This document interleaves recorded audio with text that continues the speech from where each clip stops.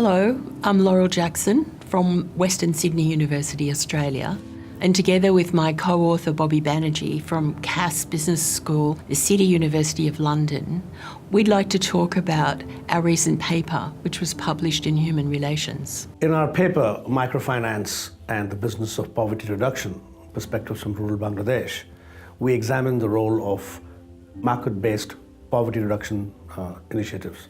In particular, we look at the role of microfinance in reducing poverty.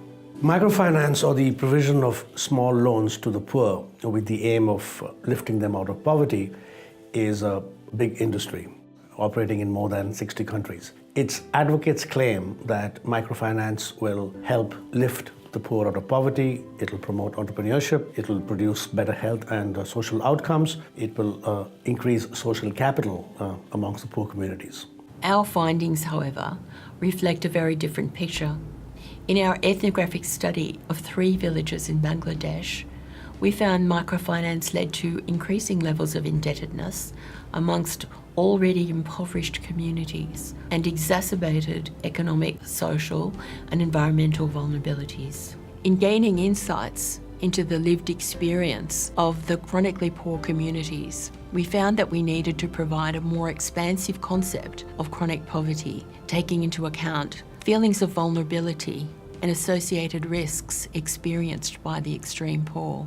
Our findings indicate that microfinance increased economic, social and environmental vulnerabilities of the poor communities in our study. It led to poor health outcomes, inability to pay back the loans, eroded the assets of the community.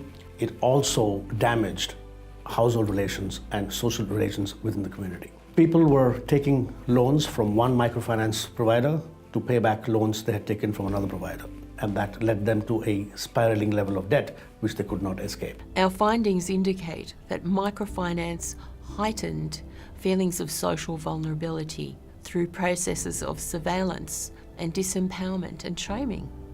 There were increased surveillance within and between groups of borrowers, leading to a slow erosion of trust and social cohesion, which is a key component of social capital. Women borrowers, fearing default by a group leader, engaged in surveillance of member behaviour after a loan was taken. And since family members were also involved, the entire community became a mechanism of surveillance, leading to conflicts and discord. A politics of shame surrounds much of microfinance activity when it comes to non-payment of loans. Public shaming is a particularly effective way to ensure repayment, and several NGOs resort to these practices, often using the police and courts to enforce payment. Typically, the women are blamed for bringing shame and dishonour to the family home, although husbands and other males are the primary beneficiaries of the loans. So despite its claims of empowering women, microfinance operates very much within a patriarchal system. Our ethnographic study enables us to build a grounded model of the vulnerability dimensions of poverty. Most of the research in microfinance is about people who are empowering others. It focuses on empowerment with very little attention to those who are supposedly being empowered but are actually living in abject poverty, exacerbated by schemes like microfinance. So our study is an attempt to build such a bottom-up model.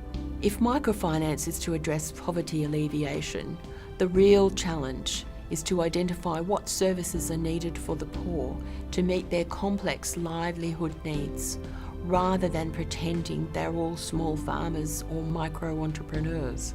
Better social and economic outcomes could be achieved if social investment was directed at initiatives aimed at reducing the risk and the vulnerability, such as building hospitals and schools, investing in building and supporting local businesses to provide employment and a steady income all year round for family members, or investing in social movements for fair and equitable access to land for farming.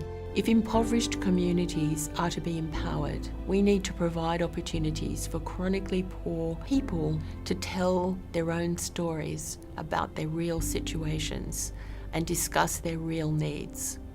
And we can start to empower them by listening.